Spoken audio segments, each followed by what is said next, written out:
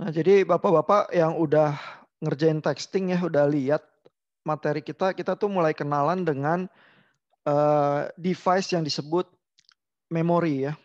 Tugasnya memori adalah menyimpan satu nilai supaya bisa ditahan sampai ke langkah yang berikutnya ya dari rangkaian kita. Jadi ini kalau kita cuma rangkaian logika sederhana ya, cuman bisa tulis persamaan logika kombinasional ya.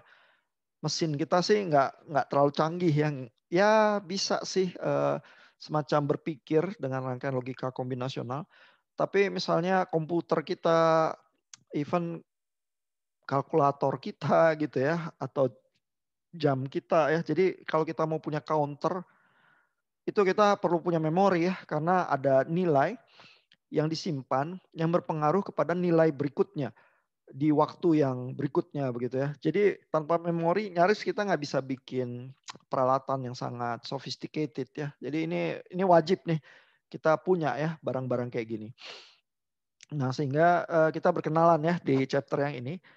Dan di texting bapak-bapak berusaha menalar yang disebut dengan LEDs begitu ya. Kita nanti lihat yang NOR LEDs-nya, yang non LEDs bisa bapak-bapak baca sendiri ya. Lalu LEDs yang paling penting itu yang disebut dengan D-LEDs ya, dan satu varian ya setelah LEDs adalah yang disebut dengan flip-flop. Ya, perbedaan LEDs dan flip-flop adalah kalau LEDs itu dia tidak sensitif kepada perubahan clock. Ya, jadi dia sensitifnya sama level. Ya, jadi kalau level tegangan itu high atau low, nah dia menyimpan nilai itu ya dan bereaksi ya. Tapi nanti bisa ada glitch ya kalau bentuknya LEDs gitu. Sehingga perlu eh, rangkaian itu bisa menahan nilainya ya sampai satu titik tertentu. Kalau clock itu berdetak gitu ya, baru dia melepas nilainya ya ke rangkaian berikutnya pada waktu berikutnya begitu. Eh, Supaya kalau enggak, kalau bapak-bapak lihat ya, ini kan strukturnya ya, itu ada semacam feedback ya. Jadi misalnya SR NOR LEDs ini nanti kita lihat table truth-nya ya. Tapi strukturnya ini silang gitu ya, kayak kupu-kupu ya. Jadi output dari NOR gate yang satu masuk menjadi input yang lain. Lalu yang bawah ini outputnya juga naik lagi ya jadi input yang S-nya gitu ya. Nah ini problematis ya kayak gini karena outputnya mempengaruhi langsung ke input ya dan menentukan output berikutnya. Ya jadi mudah sekali terkena osilasi ya. Kalau outputnya itu ternyata memaksa supaya input itu outputnya berubah gitu ya. Dia bisa 0101 melulu begitu ya. Karena positif feedback ya. Feedbacknya balik tapi membuat osilasi begitu ya. Sehingga perlu juga ya kita semacam mekanisme itu untuk mencegah osilasinya dan membuat supaya nilai itu ditahan apapun kondisi logika kita, tapi sampai clock masuk, nah nilai itu baru dilepas gitu ya. Nah itu yang bisa melakukan tuh flip flop. Ya jadi nanti yang sangat penting buat seluruh rangkaian-rangkaian kita komputer ataupun finite state machine yang sudah mulai kompleks begitu ya. Bukan LEDs begitu saja lagi asal nyimpan tegangan, tetapi flip flop ya. Karena dia punya kemampuan melepas nilai yang dia simpan itu hanya pada saat clock-nya trigger. Ya jadi kalau clock-nya trigger, dia baru bergerak, maka seluruh rangkaian sirkuit saya itu bisa seperti barisan yang serempak. Begitu ya. Clock masuk, baru jalan. Clock masuk, baru jalan gitu ya. Kalau nggak gitu, begitu ada glitch, rangkaian kita kacau. Gitu ya, karena 01 itu bolak-balik ya di tempat tertentu, apalagi ada rangkaian kayak LEDs begitu yang feedback output jadi input lagi begitu ya. Nah sehingga kalaupun bapak-bapak bingung ya baca chapter yang ini kan kenalan ya. Yang penting sebenarnya ini flip-flopnya ini nih. Yang di terakhiran kita akan terus warisi nanti di chapter berikutnya kita lihat lagi ya nulis VHDL-nya seperti apa. Ya. Nah begitu introduction kita ya. Eh, Sebentar, ini coba saya perbesar dikit. Saya share lagi screen-nya. Nah kita coba lihat pelan-pelan ya. eh, Sandi G itu mulai dengan menerangkan yang disebut dengan LEDs dulu ya. Dan yang paling sederhana itu SR, LEDs ya. SR itu sebenarnya S-nya itu set, R-nya reset. Ya jadi logikanya sederhana aja. Kalau S itu untuk men-set ya, jadiin outputnya 1. Kalau R itu jadiin outputnya 0 ya. Kalau ada semacam saya punya memori yang paling sederhana, terus memaksa outputnya menjadi 1 atau 0 pakai 2 kaki ya, maka kurang lebih logikanya seperti ini ya, pakai set reset ya. Lalu disebut LEDs ya, adalah karena memang bisa menyimpan nilai ya. Jadi di sini Sandige bilang, a register is a digital component that can temporarily store single or multiple bits ya. Jadi bisa menyimpan single atau beberapa bits, itu sebutnya register. Nah, a latch is the simplest circuit form of a single bit register. Ya jadi register yang cuman single bit yang paling sederhana itu disebutnya latch gitu ya. Jadi ini memori sih, cuman ada istilah-istilah ya. Nah, terus Sandi G itu memperkenalkan problemnya seperti saklar lampu ya. Kapan dia on, kapan dia off. Karena logikanya SR itu adalah set reset begitu ya. Cuman ini sih bisa membingungkan ya, kayak buat nerangin buat anak-anak ya. Kalau kita lihat truth table-nya ya, karena dengan demikian kita langsung punya penjelasan sebenarnya kelakuannya seperti apa ya. Jadi kalau set S atau R saya sama-sama 0 ya, maka di sini dibilangnya light condition ya. Ini masih dia pakai perumpamaan saklar ya, lampunya itu pokoknya ditahan nilainya yang sebelumnya ya. Jadi karena memori dia menahan nilai tertentu. Tapi begitu resetnya 1, lampunya mati ya. Kalau lampunya mati sebenarnya dengan kata lain dia outputnya jadi 0 ya. Tapi kalau resetnya 0, lalu setnya jadi 1, maka lampunya on ya. Dengan kata lain outputnya jadi 1 ya. Nah kalau dua-duanya reset sama set itu 1 dan 1, ini sebenarnya not allowed ya. Karena maunya kita adalah either setnya 1, dia jadi 1 outputnya on, atau resetnya yang 1 dia jadi off gitu ya. Jadi kita maunya gantian ya, nggak mau R sama S-nya sama-sama on, maunya kalau setnya S-nya on atau R-nya on aja, yang satunya 0 begitu ya. Kurang lebih truth table-nya seperti itu. Nah, rangkaiannya yang bisa dibuat cukup sederhana ya, bisa seperti ini ya. Mesti ada semacam feedback loop ya, dari output menjadi input. Nanti kalau ditulis di VHDL ya, Q-nya ini yang memfeedback balik ya, itu harus jenisnya in out ya.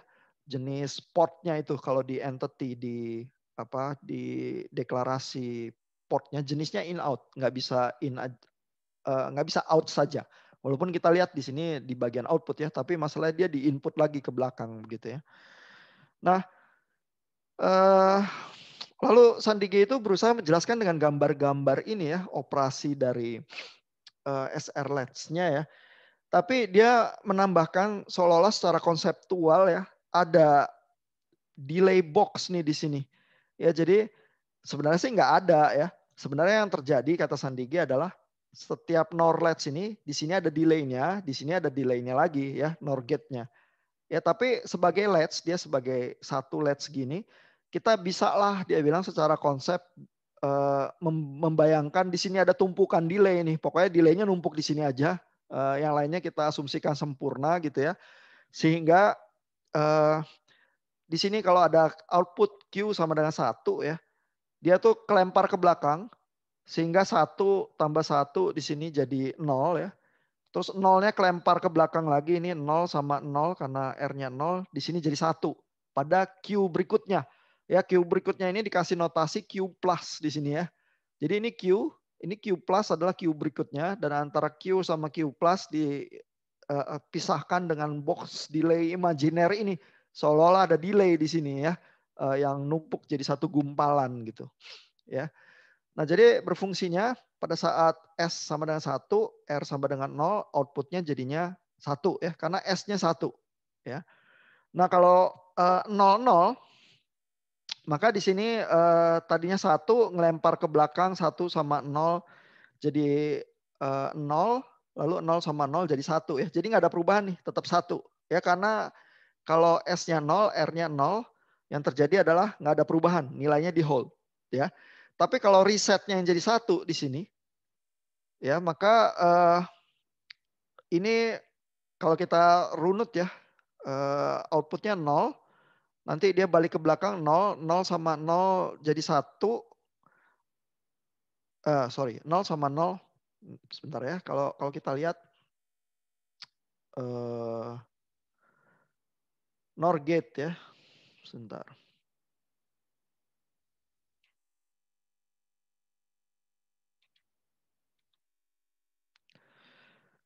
Ini kalau kita cari supaya bapak-bapak nggak bingung ya, kita cari di internet gitu aja. Ini NOR gate ya. Kalau 0 sama 0 jadi 1 dan cuma 0 sama 0 doang jadi 1 ya. Sisanya kalau salah satu ada 0 dia jadi 0. Ya dia kayak beroperasinya kayak AND gate, cuman hasilnya kebalik ya. Jadi active flow gitu ya. Cuman 0 sama-sama di sini dia jadi 1, sisanya 0 ya. Nah, kalau kita lihat tadi NOR latch-nya kita ini ya, bagian konfigurasi yang ini. Kalau 0 sama 0 dia jadi 1, terus 1 sama 1 jadinya next-nya 0. Begitu ya. Jadi karena ini resetnya jadi 1, dia outputnya 0 ya. Kembali kalau ini 00, outputnya menyimpan ya tetap 0. Nah kalau 1 sama 1 tidak diizinkan secara umum gitu ya. Karena nggak boleh ya 1 sama 1 apa S sama R-nya dua-duanya kita on-kan sama-sama. Karena nggak jelas ya. Kalau R-nya yang on dia jadi 0. Kalau S-nya yang on dia jadi 1. Kalau sama-sama ini maksa sama-sama ya set dan reset dia jadi nggak jelas. Cuma secara logika nanti ini 0 balik ke belakang 0 sama 1 ya 0 ya. Terus 0 sama 1 lagi jadinya 0 juga ya. Sehingga kalau kita paksa S sama R-nya sama-sama 1 begitu ya. Hasilnya adalah outputnya 0 sih. Ya jadi di sini Sandige bilang if you try to set and reset SR NOR latch at the same time, the output of the circuit goes to the reset state. Ya outputnya jadi seperti kalau R-nya nyala ya, outputnya Q-nya sama dengan 0 ya. That is the reset input overrides the set input ya. Jadi R-nya ini lebih kuat daripada S-nya. Karena kalau sama-sama nyala yang menang R-nya. Outputnya tuh jadi keluarnya jadi 0 begitu ya. Because the reset input overrides the set input, an SR NOR latch circuit is referred to as reset dominant. Ya jadi SR NOR latch ini rangkaiannya disebutnya resetnya lebih dominan ya karena kalau dipaksa dua-duanya yang menang resetnya gitu ya. Nah dengan latch itu kita punya rangkaian yang paling sederhana ya yang bisa nyimpan karena kalau ininya 0 kita kasih 00 ya dia apapun logika yang ada di tadinya ya entah dia 1 atau 0 dia kesimpan. Ya jadi dengan kata lain latch itu bisa kita kasih state kalau S sama R-nya 0 dia apapun nilainya yang tadi dia simpan. Kalau kita mau rubah nilainya maka kita aktifkan S sama R-nya itu. Ya, kalau R-nya aktif dia jadi 0, S-nya aktif dia jadi 1. Nah, dengan pola berpikiran seperti itu kita punya memori sederhana nih karena bisa nyimpen nilai 1 sama 0.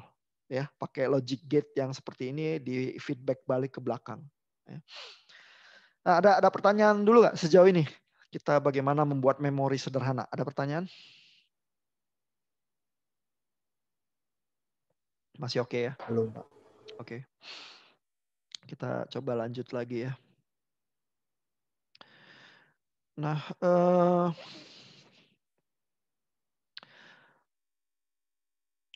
ini Sandige lalu mulai menerangkan ya bahwa tadi kan dia gaya anak-anak ya, neranginnya pakai apa saklar lampu.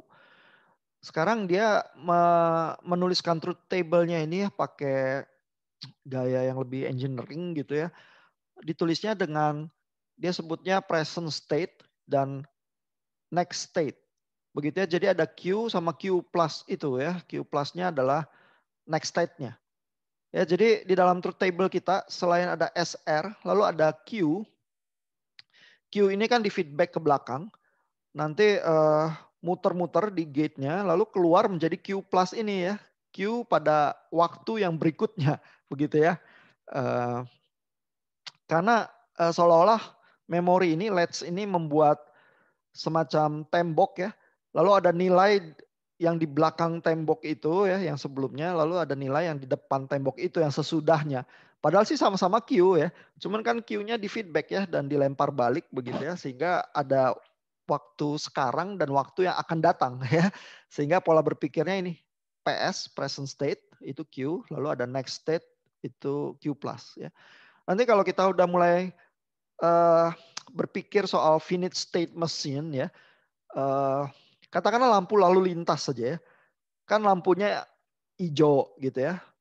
Tapi terus ada counter turun sehingga counternya kalau sampai titik tertentu next state kita merah gitu atau kuning dulu sih ya, dari hijau biasanya kuning dulu terus entar merah gitu ya, karena mobil tuh nggak bisa ya kalau habis hijau langsung merah dia tabrakan gitu ya, dia harus dikasih dulu hati-hati ya, kuning gitu beberapa saat ya.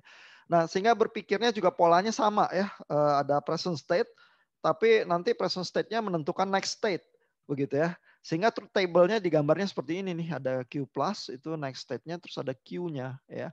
Jadi kita lihat misalnya kalau R-nya jadi satu ya, eh, di baris yang ini R-nya satu, terus Q-nya tadinya satu, dia jadi nol ya, karena kan ini ngeriset dia gitu ya. Jadi kita bisa gambar tuh kelakuannya ya. Sebenarnya secara sederhana bisa juga dibuatnya kayak gini ya, SR terus Q plus. Lalu yang terjadi adalah kalau S sama R sama-sama nol, Q-nya itu dia simpan ya, nilainya tetap Q. Artinya nilai yang sebelumnya. Ya, tapi kalau R-nya jadi satu, dia jadi nol, Q-nya, Q plus-nya. Kalau S-nya satu, dia jadi satu. Lalu kalau satu-satu jadi nol karena reset dominan, tapi biasanya nggak diizinkan inputnya yang satu-satu ini gitu ya, dianggap tidak relevan gitu. Nah kita bisa mulai nulis ya truth table yang seperti ini. Lalu kita lihat juga timing diagram ya. Jadi beroperasinya seperti apa? Kita lihat ini kalau S-nya 0 ya, lalu R-nya yang 1, maka Q-nya 0. Ya, tapi terus Q-nya jadi 0, waktu sama-sama 0, Q-nya tetap nyimpan nilainya. Ya, tapi begitu setnya jadi 1, outputnya jadi 1 nih, ikut. Karena setnya yang jadi 1 ya, sementara resetnya tetap 0. Nah begitu setnya turun, sama-sama 0 lagi, S sama R-nya, maka Q-nya itu nyimpen nilai sebelumnya, 1 ya. Sampai resetnya on nih. Begitu resetnya on, ininya Q-nya langsung jatuh ya. Walaupun setnya juga on, yang menang reset ya, karena reset dominan dia.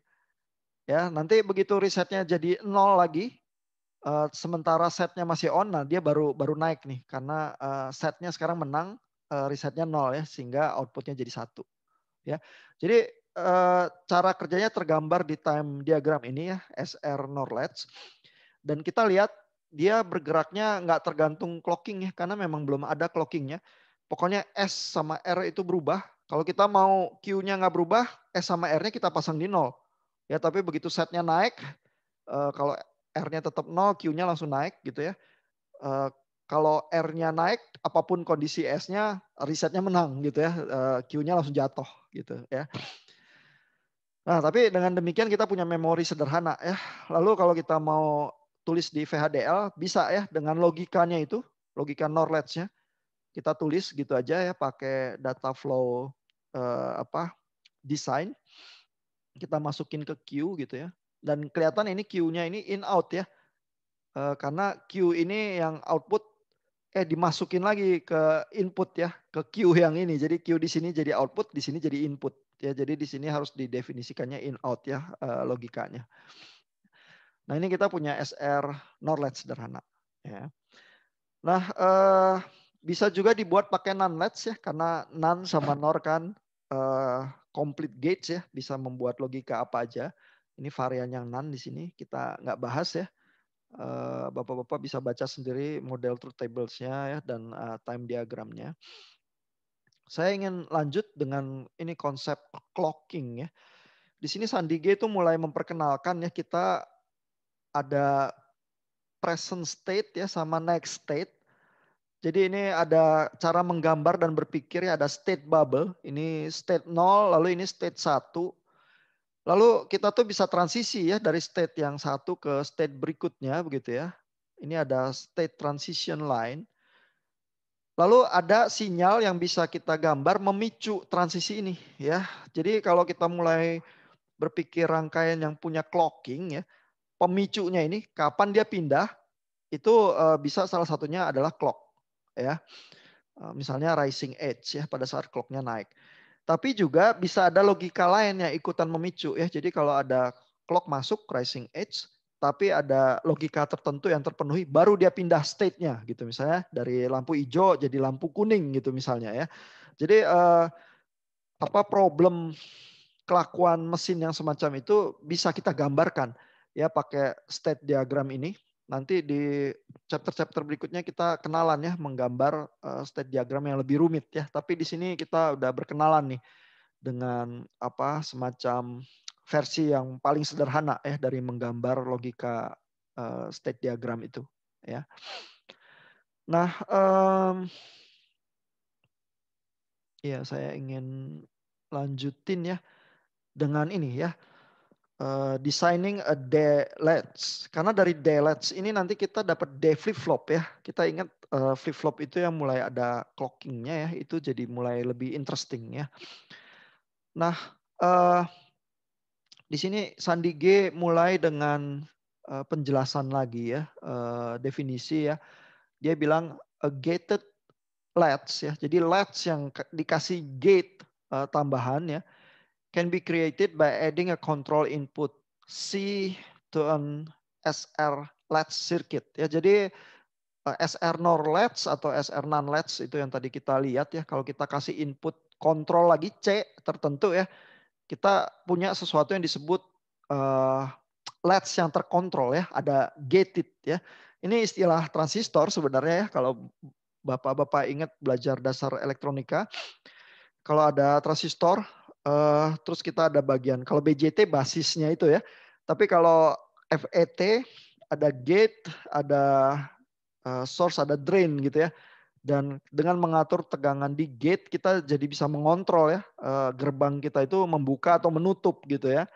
Nah jadi ini logikanya begitu. Ini ada satu komponen yang tadi SR latch. Kalau saya kasih input tertentu lagi yang saya sebut C ya, saya punya rangkaian latch yang gated istilahnya ya. Nah, a gated latch circuit is level sensitive because its output is dependent on the logic level that is applied to the control input. Ya, jadi ini gated latch selama namanya latch masih level sensitif istilahnya. Dia berubah hanya sensitif terhadap perubahan level. Ya, jadi kalau S atau R-nya jadi 0 atau C-nya punya level logika tertentu 1 atau 0 dia baru berubah. Dia bukan sensitif terhadap clocking ya karena latch dia level sensitif ya. Nah, once we design a gated latch circuit, we can add an additional NOT gate and turn the circuit into a gated D-latch circuit, which is simply referred to as a D-latch ya. Jadi gated latch ditambahin lagi sama gerbang NOT begitu ya, tambahan, maka kita punya sesuatu yang disebut D-latch gitu ya. Nah ini gerbangnya ya, yang tadi kan cuma ada NOR di depan ini yang kembar yang kayak kupu-kupu ya. Lalu kalau di belakangnya ini SR-nya ini kita kasih lagi satu kaki ini C. Ini dia jadi gated latch ya. Kita jadi punya semacam memori yang lebih kompleks karena ada kontrol C-nya di sini. Lalu kalau kita lihat ya, ini table truth-nya ya. Kita lihat kelakuannya sih masih ada kemiripan ya sama yang tadi. Ini kalau resetnya jadi 1 ya. Kalau kita lihat di sini outputnya jadi 0. Kalau setnya jadi 1, ini jadi 1 ya. Jadi masih berfungsinya set reset seperti tadi. Cuma kelakuan yang ini hanya terjadi kalau C-nya 1. Ya, jadi ini kontrol ini menentukan lagi ya C-nya. Kalau C-nya 1 baru kelakuannya kayak SR LEDs yang biasa yang kita kenal. Ya, jadi kalau 00 Q-nya disimpan yang sebelumnya, terus kalau reset jadi 0, kalau set jadi 1, kalau 1 menang resetnya jadi 0 ya. Nah, kalau C-nya 0, apapun yang terjadi di SR itu nilai yang lama disimpan. Q gitu ya. Q semua nih di atas nih. Nggak peduli SR-nya kayak apa. Ya, jadi seolah-olah C ini itu kayak tombol on off-nya dari SR Norleds-nya kita. Ya, kalau dia on baru nih dia bekerja kayak SR Norleds. Kalau dia off ya mati aja udah. Ya, memorinya yang penting dia nyimpan aja nilai sebelumnya ini Q gitu. Ya.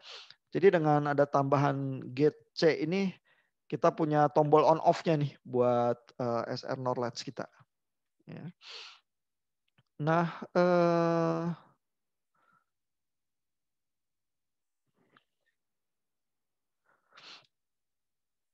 ya ini ada karakteristik table-nya juga ya dari DLEDs. Jadi kalau kita ya, jadi dari SR LEDs yang semacam itu kita bisa buat DLEDs ya. Jadi evolusinya berkembang menjadi DLEDs. Kalau DLEDs kita ada inputnya cuma satu, ini D ya. Karena ujungnya sih kita nggak mau kali ya main set reset gitu ya untuk nentuin output atau inputnya. Kita mau pokoknya ada nilai yang masuk sebagai input ya. Terus kita mau simpan atau enggak di outputnya yang kita tahan gitu ya. Terus kapan-kapan Q-nya ini berubah kalau kita udah mau buang memorinya gitu ya. Jadi di sini itu input ke dalam memori kita, terus kita simpan atau enggak di Q ya. Kapan kita buang gitu ya, dan ada apa tombol on off-nya tambahan di sini. Ya, jadi ini di LEDs ini semacam apa komponen memori yang udah lebih kompleks karena nggak cuman NOR gate 2 biji ya, tapi ada rangkaian kontrol lagi di belakangnya. Cuma ini semacam unit memori yang paling sederhana yang secara intuitif kita lihat ini ada inputnya D, terus Q ini nyimpen nilainya yang kita bisa tahan dengan C ini ya, kontrol on off-nya gitu ya. Jadi ini lebih simpel nih bahkan dari semacam pola berpikirnya SR LEDs ya, karena cuma ada inputnya D1 gitu ya, D LEDs ya. Terus kalau kita lihat truth table-nya ya, kalau C-nya 0 kita lihat maka outputnya nggak berubah, output apapun tadi itu Q ditahan ya, terserah D-nya ini mau 0 mau 1 ya. Jadi seolah-olah gerbangnya nutup ya, inputnya nggak kita gubris, pokoknya outputnya ditahan Q. Tapi begitu C-nya on, kontrolnya on, maka kalau D-nya 0, outputnya jadi 0. Kalau D-nya 1, outputnya jadi 1. Ya, jadi seolah-olah ini ada kotak, ada tutupnya. Tutupnya itu C. Kalau C-nya dibuka, nilai D itu tembus langsung ke Q. Gitu. Kalau C-nya ditutup, 0, nilai Q itu disimpan terus D-nya nggak bisa tembus ya. Apapun nilai di D itu 01 nggak dipeduliin, Q-nya tetap Q. Gitu. Ya.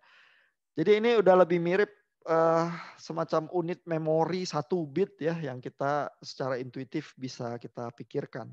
Ya. Nah, yang terjadi adalah ya dengan memori yang semacam itu ya di LEDs itu kita bisa punya logic glitch nih ya. Kita ingat di chapter sebelumnya kita lihat kalau ada yang semacam ini ya. Ini bisa muncul hazard itu logic glitch itu ya yang misalnya muncul ya terutama ini ya. Nah, ini ya rangkaian seperti ini Sandige tunjukin ya terus dikasih tanda ini ya dilarang gitu ya nggak boleh ya. Karena kita bisa bayangin ya eh ini kan kontrolnya ini membuka atau menutup D ini ngalir ke Q ya. Tapi kalau dari Q ini kita kasih apa negasi gitu ya, kita kasih NOT gate di sini ya. Jadi kalau Q-nya 1 masuk ke sini jadi 0 ya. Tapi kalau di sini 0 terus ini C-nya ngebuka ya, maka kan 0-nya tembus ke sini ya. Terus jadi 0. Padahal kalau di outputnya 0 di sini jadi 1 ya. Jadi ini 0 sama 1 bolak-balik nih di sini. Ya, dengan konfigurasi sederhana seperti ini Q-nya di feedback balik pakai NOT gate, ini langsung osilasi. gitu ya. Jadi ini di Sandige nulis di sini, di bagian ini ya. The circuit in figure 517 is a bad circuit design because it will oscillate when C is 1. This circuit provides a reminder that you should never use external feedback around a D-latch or connect the output of D-latch back to a gate or gates that fit into the D input of a D-latch ya. Jadi ini nggak boleh nih. Tapi kalau kita punya sistem clock ya dan D-latch ini cuma sensitif pada clockingnya ya. Kalau clocknya berubah dari 0 jadi 1 gitu ya. Nah itu nggak apa-apa tuh. Karena cuma di dalam waktu yang singkat itu aja cerk gitu ya. Baru nilai di D ini pindah ke depan. Ya, karena dia nggak level sensitif lagi, melainkan clock sensitif. Ya, tapi kalau dia level sensitif seperti ini masih latch ya, dia bisa osilasi nih dengan konfigurasi feedback yang kayak gini doang. Ya, dan Sandige itu bilang kalau kita punyanya latch ya, jangan coba-coba ya feedback dari output ke input, terus nanti ada rangkaian logika tertentu gitu ya, terus nanti menghasilkan negasi, nanti langsung osilasi ya. Jadi ini problem nih kalau dengan latch ya. Nah, terus dengan problem itu ya, begitu diperkenalkan oleh Sandige, dia memperkenalkan ini ya, rangkaian D flip-flop ya. Jadi flip-flop itu mungkin kalau di bahasa sehari-hari, bahasa Inggris, artinya sendal ya. Jadi ini rangkaian sendal ya. Cuman buat orang elektro, flip-flop itu kan kalau Bapak-Bapak ingat, kalau di sekolahan SMP atau SD buat rangkaian flip-flop itu kan maksudnya adalah ini ya, LED yang nyala gantian gitu ya. Itu sebutnya flip-flop juga ya.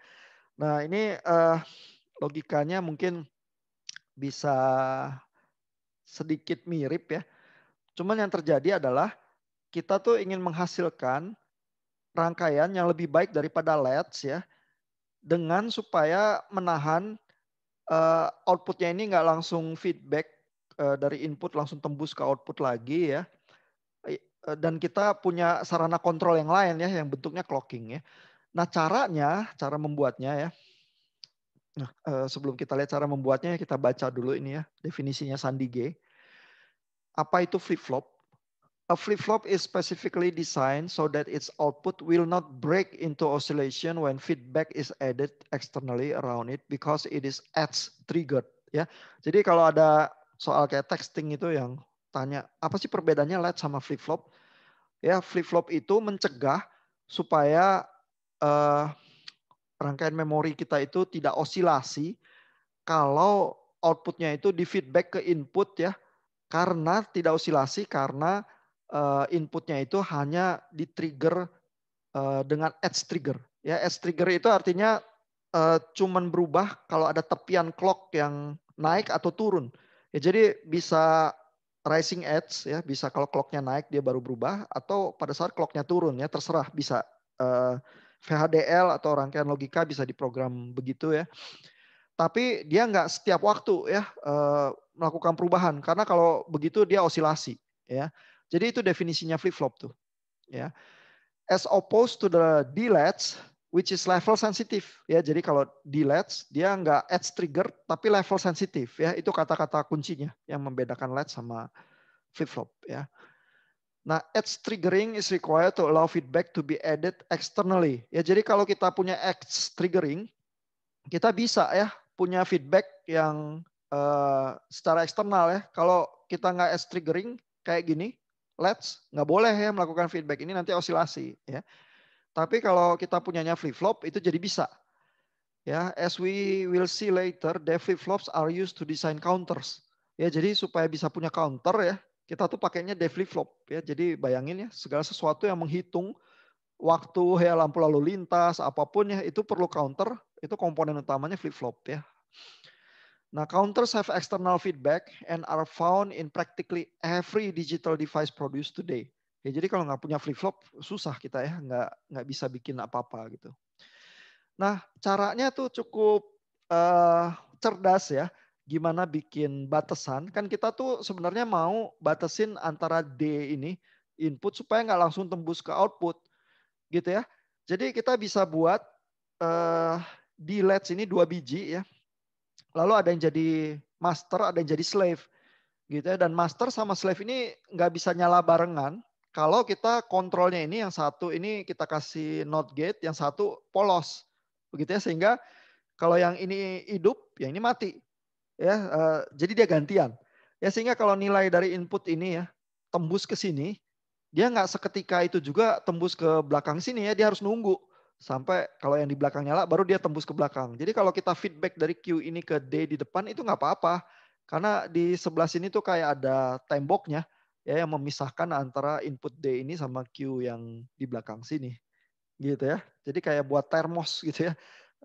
Tembok luar sama tembok dalam tuh dibatasin gitu dan dikontrol dengan clockingnya supaya nyalanya gantian ya, ada master slave gitu ya. Jadi when the master D latch is in its transparent mode, kalau yang depan ini nyala, transparan artinya D-nya tembus ke Q ya. The slave D latch is in its storage mode ya. Jadi yang di belakang mati ya, Q-nya ini nggak connect ke D-nya ya. And when the master D latch is in its storage mode, the slave D latch is in its transparent mode. Jadi kalau ininya transparan, D-nya tembus ke Q, yang ini yang mati gitu ya. External feedback can thus be used around a D flip-flop and the circuit will not break into oscillation ya. Jadi di sini kita bisa connect feedback dan rangkaian seperti ini nggak akan osilasi ya. Nah jadi salah satu triknya bisa begitu. Nah lalu supaya nggak terjadi logical hazard ya, di sini tadi kan sebenarnya kalau Kmap yang ini saja dan yang ini udah cukup ya. Sebenarnya seluruh logika udah tercover. Tapi kalau kita tambah lagi bagian yang ini, maka logic hazardnya ini jadi ke cover juga. Ya, tapi persamaannya jadi kita tambah nih. Tambah yang D kali Q ini. Begitu ya. Ini juga kita udah sempat lihat ya contoh-contoh semacam ini di chapter yang lalu ya. Nah, terus kalau kita gambar rangkaiannya, terus kita tambah ya bagian buat mengcover logiknya itu ya. Kita jadi punya ya D flip flop itu ya, yang Q sama D-nya itu boleh aja kita ini kita connect ya. Terus kita ada input ini CLR juga ya. Nah, sehingga kita lihat ya truth table-nya. Kalau CLR-nya 1, C sama D-nya don't care ya. Q-nya jadi 0. Ya, di clear gitu ya. Lalu kalau CLR-nya 0, dia baru berfungsi ya. Kalau clear-nya 1, dia paksa jadi 0. Nah, lalu terus lihat C-nya ya. Kalau C-nya di sini 1, baru ini transparan ya. 0 jadi 0, 1 jadi 1. Kalau C-nya 0, dia nyimpen yang Q. Ya, jadi ini ada tambahan, ada CLR-nya lagi buat melakukan clearing begitu ya. Nah, tapi ini belum clocking nih. Ya, kalau clocking ini seperti ini. Ya. Jadi truth table-nya kembali kita lihat ada yang clearing. Ini kalau C sama D-nya don't care, Q-nya jadi 0. Terus kalau ini 0 atau 1, Q-nya nyimpen ya. Jadi dia kalau dia sensitif terhadap clock ya, C-nya itu mau 0 mau 1 juga D-nya udah don't care ya, Q-nya nyimpen yang sebelumnya. Hanya pada saat C-nya itu rising edge, ya ini tandanya panah ke atas, ya clock-nya naik, baru dia transparan. D-nya baru tembus ke Q, ya 0 jadi 0, 1 jadi 1. Ya ini rangkaian seperti ini.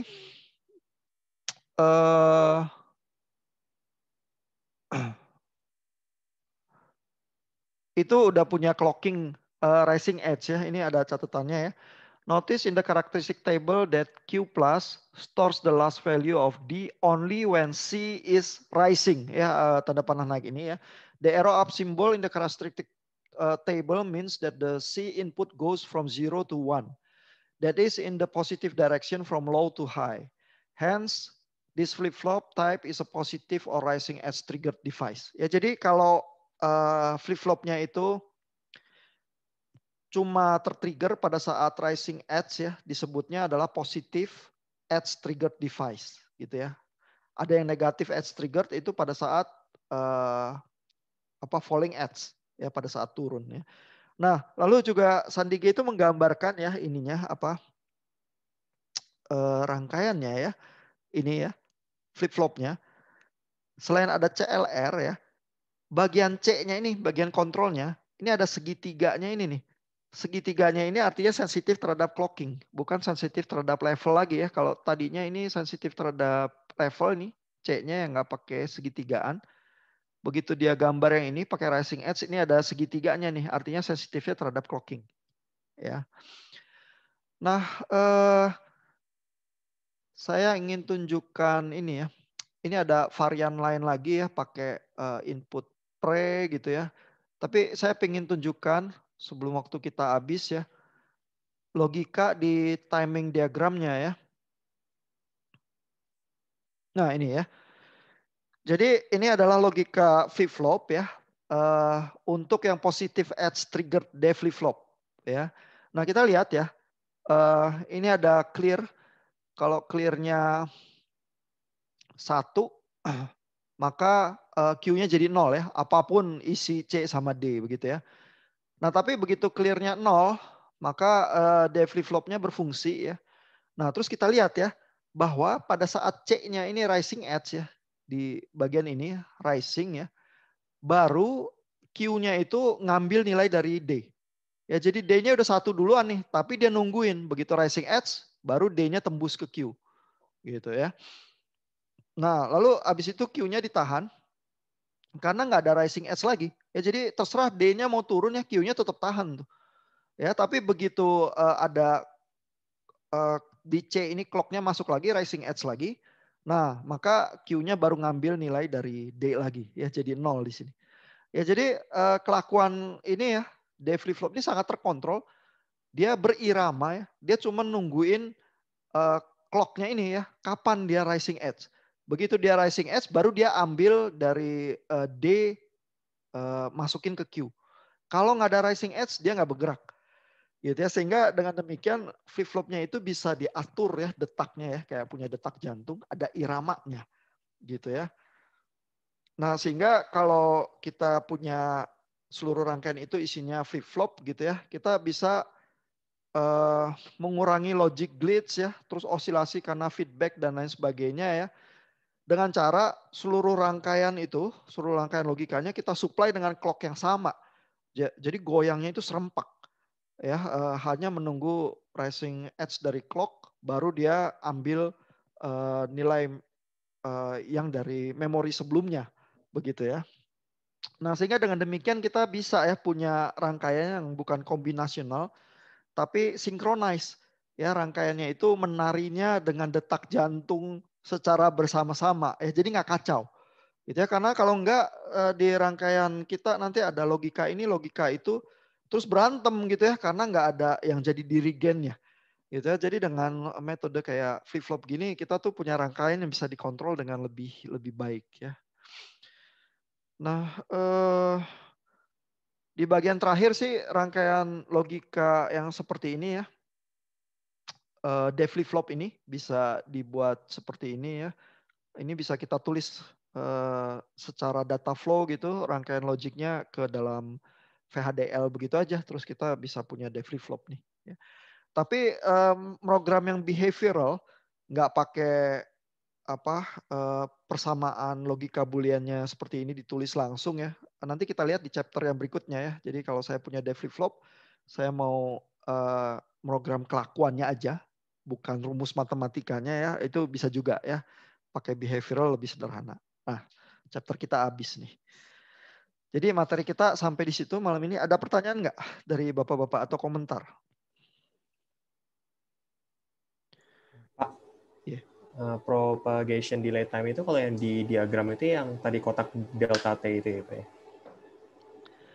Nah, sebenarnya kotak delta T itu ya, yang waktu Sandige bahas LEDs itu ya, itu sebenarnya cuman seperti kotak delta ini ya, imajinasi. Supaya dia bisa bedain antara Q sama Q plus. Seolah-olah di situ ada delay-nya ya. Tapi delay yang sebenarnya ya terjadinya di logic gate-nya sih, di NOR gate-nya atau apa ya, itu yang butuh waktu ya sinyal itu masuk ke dalam transistor itu kan, yang biasa dipakai untuk logic gate, dia butuh waktu sampai output-nya berubah ya. Nah propagation delay itu yang sesungguhnya terjadi, itu adalah kalau rangkaian kita rumit ya, lalu jalur dari input sampai ke output itu melewati berbagai logic gate yang butuh waktu masing-masing ya. Sehingga totalnya dari input sinyal itu travel sampai output itu ada propagation delay ya. Dan tentu saja juga ya clocking kita itu nggak sempurna amat ya. Kalau di simulasi dan di gambar-gambar di Sandige kan gambarnya tegak lurus ya, pokoknya 0 terus naik tiba-tiba begitu ya. Tapi kan sebenarnya selalu rising itu butuh waktu ya. Rangkaian apapun ya, entah berapa mikrosecond atau nanosecond tetap butuh waktu ya untuk rising ya. Jadi nggak sempurna sebenarnya pulsanya. Nah itu kalau mau dihitung ya ada delay juga di situ ya, yang ditambahkan juga kepada total propagation delay yang karena lewat di rangkaian kita itu juga begitu. Ya. Jadi propagation delay time itu apa namanya? Delay di gerbang logikanya pas dia rising sama fall rising time sama fall time-nya itu ya, Pak? Uh, tanpa rising time atau fall time pun sebenarnya ada ya propagation delay karena kan gate itu fisik ya, dia tetap butuh waktu ya. Rising time sama fall time-nya menambah lagi sih. Ya jadi total dari kita inputnya masuk sampai keluar itu ya ada propagation delay itu kan nggak ada ya rangkaian yang benar-benar combinational yang input masuk output keluar seketika itu juga eh, rangkaian yang murni memoryless semacam itu nggak ada ya karena kita tetap ada delay fisik. Plus kalau kita punya flip flop dan lain sebagainya, tiba-tiba kita punya rangkaian yang memang menyimpan ya rangkaian memori. Jadi total sistem kita memang sih tidak memoryless sih. Ya. Mudah-mudahan menjawab lah ya. Nanti kita lihat lagi sih di chapter-chapter berikutnya proses berpikir yang lebih rumit ya. Pak, Ya saya Pak. boleh nanya Pak? Ya Pak. Kan ini ngomongin delay Pak ya. Saya kan di rumah kan kayak suka coba-coba gitu ya. Kenapa sih Pak kayak MOSFET transistor gitu Pak ya? Kalau bebannya makin berat, dia nyala lebih cepat Pak. Beban berat itu maksudnya Arusnya gede. beban itu kan ditaruhnya di outputnya biasanya ya, loadnya itu, R-nya. Iya Pak. Ya maksud saya kan kalau bebannya gede kan dia lebih cepat Pak ya. Terus saya sambungin sama ini kan Pak, yang FPGA juga kenapa gitu kan arusnya gede, apa gara-gara itu Pak? Bebannya harus gede gitu Pak. Jadi supaya dia cepat gitu. Itu yang dipakai FET ya Pak ya? Iya, FET. Sebenarnya kalau Pak Michael ingat kuliah dasar elektronika ya FET itu nggak narik arus sih, ya kan? Atau nggak narik arus dari gate ya. Jadi dia kan berfungsinya field effect transistor ya. Jadi dia pakai tegangan di gate-nya. Arusnya ketariknya dari drain ke source ya. Begitu ada jalur karena gate-nya high atau low, begitu ada jalur dari drain ke source itu arus tuh narik ya. Kenapa jadi lebih cepat? Itu ya itu kan deskripsinya Pak Michael sangat umum ya bilang apa kayak bahasa pasaran ya. Kalau bebannya lebih banyak ya. Tapi bebannya lebih berat ya itu kita tuh ada respons frekuensi yang terjadi. Di dasar elektronika kan juga udah belajar ya sedikit ya. Yang terjadi karena rangkaian RC kita ya. Jadi kalau kita ada di rangkaian transistor kita ada C ya, terus ada R, terus RC itu membuat semacam rangkaian osilasi ya. Jadi kita punya frekuensi tertentu. Ngisi C itu kan butuh waktu ya, ngisi kapasitor. Dan ngisi sama ngebuangnya itu tergantung dari konstanta waktunya itu dari nilai R sama C-nya. Terus kadang-kadang ada nilai induktansi juga gitu ya. Nah itu yang menentukan frekuensi respons dari rangkaian kita. Ya jadi frekuensi respons rangkaian kita itu menentukan seberapa cepat ya dia berubah. Ya kalau dia frekuensinya rendah ya dia nggak bisa berubah cepat-cepat ya. Jadi kesannya selalu rising atau falling itu lebih lambat. Kalau dia frekuensinya lebih tinggi ya, bandwidth-nya lebih gede, dia bisa berubah lebih cepat gitu. Jadi sebenarnya total seluruh rangkaian itu sih yang menentukan. Dan kalau kita pasang beban ya, beban itu jadi menambah konstanta waktu di rangkaian kita ya. Jadi kalau transistor nggak dikasih beban, di open gitu aja, kan arusnya nggak ngalir. Tapi begitu kita kasih beban, maka frekuensi responsnya ditentukan juga oleh bebannya ya. Jadi ya memang bisa terasa ada cepat atau lambat. Technically kalau mau ya dihitung sih respons frekuensinya ya terhadap rangkaian kita. Gitu sih Pak. Baik Pak, terima kasih. Iya, mudah-mudahan nggak tambah bingung nih. Ada pertanyaan lagi atau komentar yang lain? Silakan. Oke, kalau nggak ada, terima kasih. Minggu depan selamat tahun baru Imlek buat teman-teman yang merayakan hari Jumat ya. Hari Senin kita sudah lanjut lagi dengan texting ya. Atau kalau nggak mau pusing ya sebelum hari Jumat masukin textingnya nanti saya buka ruangannya seperti biasa ya.